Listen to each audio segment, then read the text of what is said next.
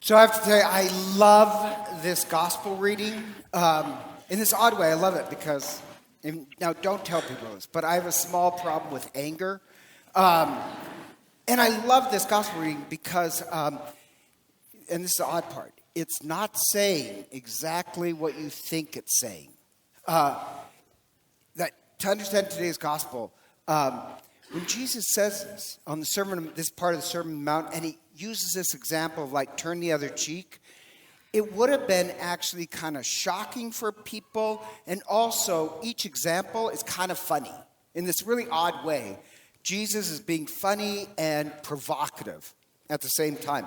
The problem is we don't really understand the concept. So like turn the other cheek. Let me just demonstrate this. So Steve, get up here so I can hit you. In the ancient world, if you notice, Jesus said, when somebody strikes you, your right cheek, turn, and in Greek, turn and offer them the left. What you have to understand, in the ancient world, if you're a superior person, the worst gesture you can give somebody is to slap them with the back of your right hand on their right cheek. Sorry, I was showing my left, but so it just means you're a piece of trash. So think about this. So if I'm going to strike Steve with my right hand on his right cheek, and Jesus says, turn and offer them your left, so turn your head to the left. So I can't strike him, right? So what do I have to do? If I'm the master and he's the slave, and he's turned his left cheek, I have to walk over here. And if he turns his left cheek again, I have to walk over here. Okay, you did great. But I know, he's practiced. So the master ends up looking like a fool. The person who can say you're a piece of trash ends up looking foolish. And in the ancient world, as I said, you can slap with the back of your hand is the worst insult. To actually punch somebody is a statement that we're equals. So yes, in the end, the master will get so frustrated, he's going to punch you. But you will respect me as an equal. I'll take a punch in the face, but you will not denigrate me. That's actually what Jesus is saying. Much different. And so it's kind of funny, but it's also this flip. That the flip is not just, I know this, turn the other cheek, because you hear that and it means, be a doormat. He's not saying be a doormat. What he's saying is flip the situation and make the other person realize how ridiculous they are. But you will recognize my dignity. That's a little bit shocking. Does that make sense? Or the other one of, turn the other cheek. The shirt off your back. You hear that all the time, right? Like, oh, you know Amy.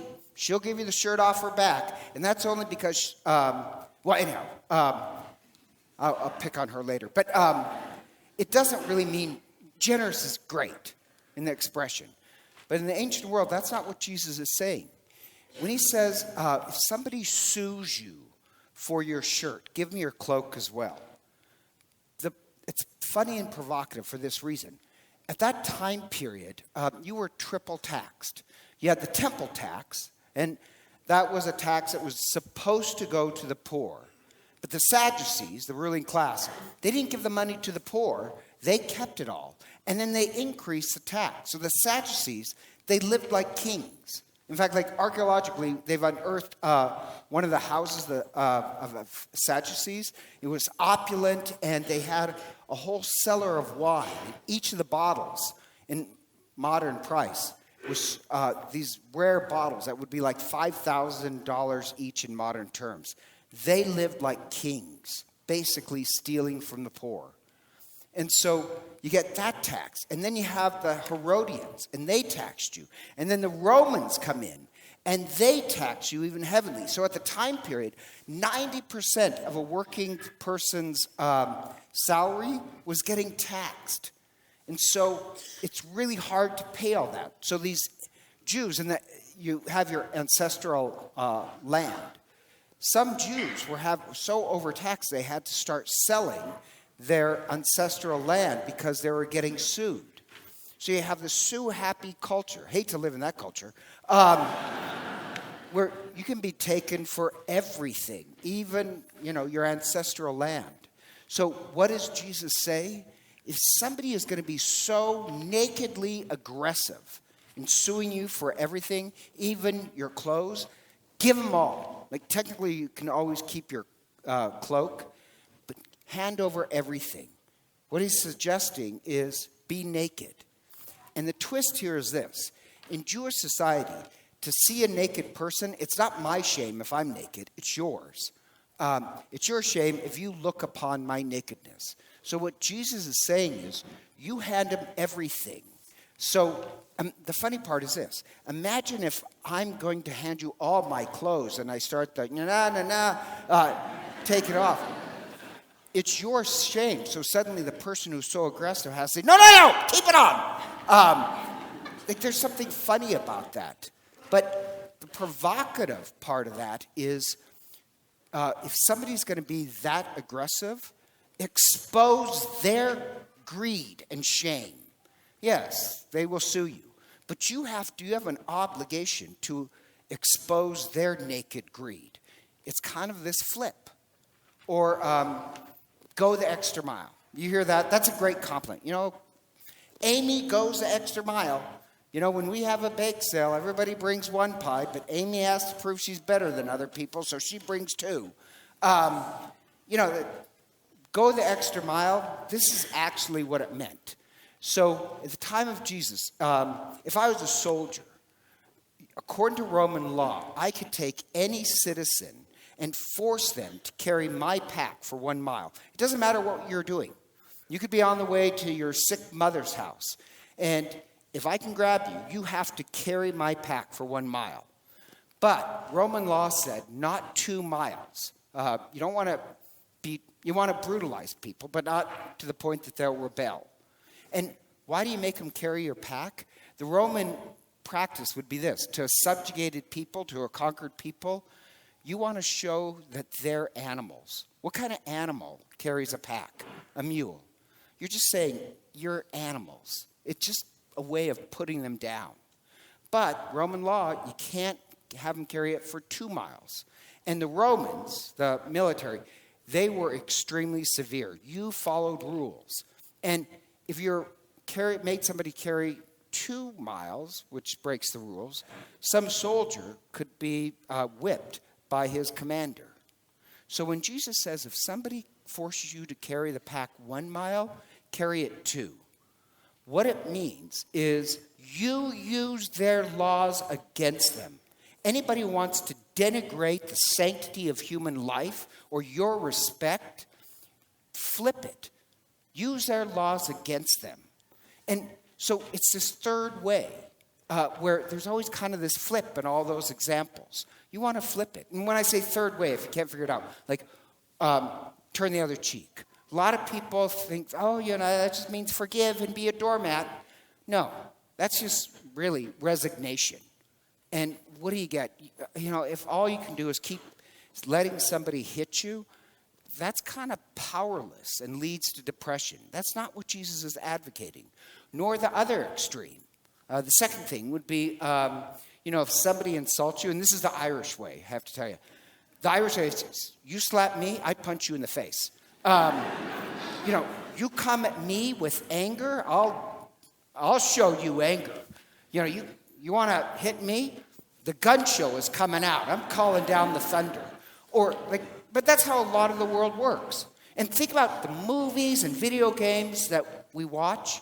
All of them teach the same thing. It is teaching our society that if you feel that you're not respected in any way, you unleash this rage of anger and hatred. Look at the world. We suffer this cancer of week after week, there's some shooting. And you're no longer are you really that surprised. That's what the modern world teaches. And revenge doesn't work. Yet we do it in little ways. Like somebody gossips against me, really? You gossip against me and I'll, say, oh yeah, well, did you know Amy was in prison for 4 years? It's just retaliation.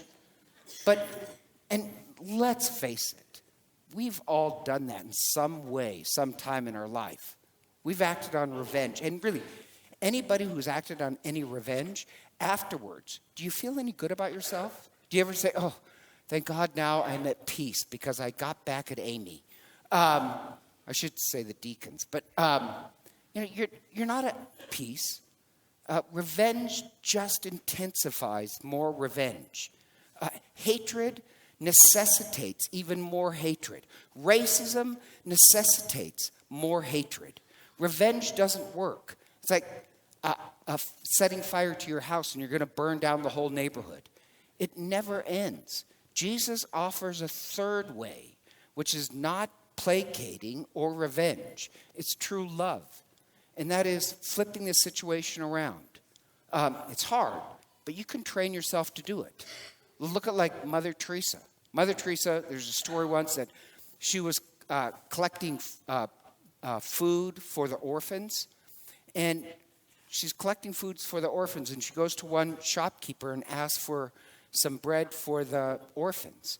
And the shopkeeper is anti-Catholic and spits in her face.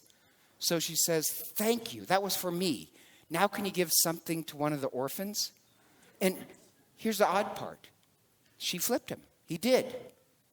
Like, that's what real love does. It doesn't excuse anger nor retaliate with more anger. It flips a situation. And he's the one who gets converted. That's what I mean by the third way. That's what Christ is teaching. Real love and forgiveness, it flips a situation, possibly even saving the aggressor.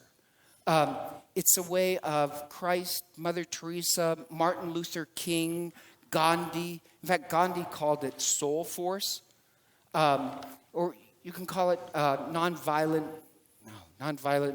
something. Resistance. What's that called again? Nonviolent resistance, yeah. Like, you find a way of flipping it. And I know that's kind of vague, but think about this.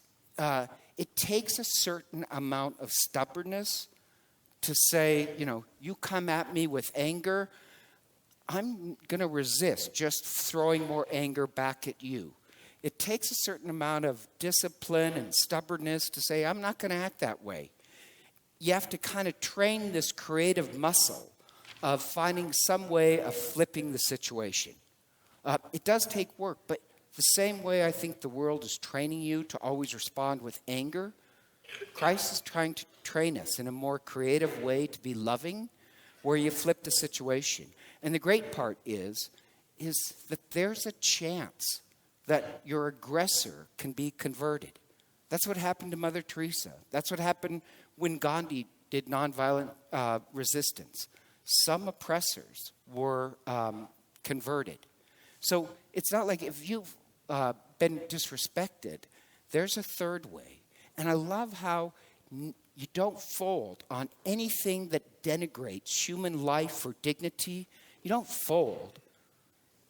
You double down with this third way of hoping to flip the other person. When Christ is talking about love and forgiveness, in this situation, like Mother Teresa, it's an aggressive type of love that doesn't create more hatred. It actually creates more justice in the world. That's what Christ was trying to teach the crowd. The way of Christ is not pacifism. It's kind of this aggressive type of love that brings about justice. And so together, let us stand.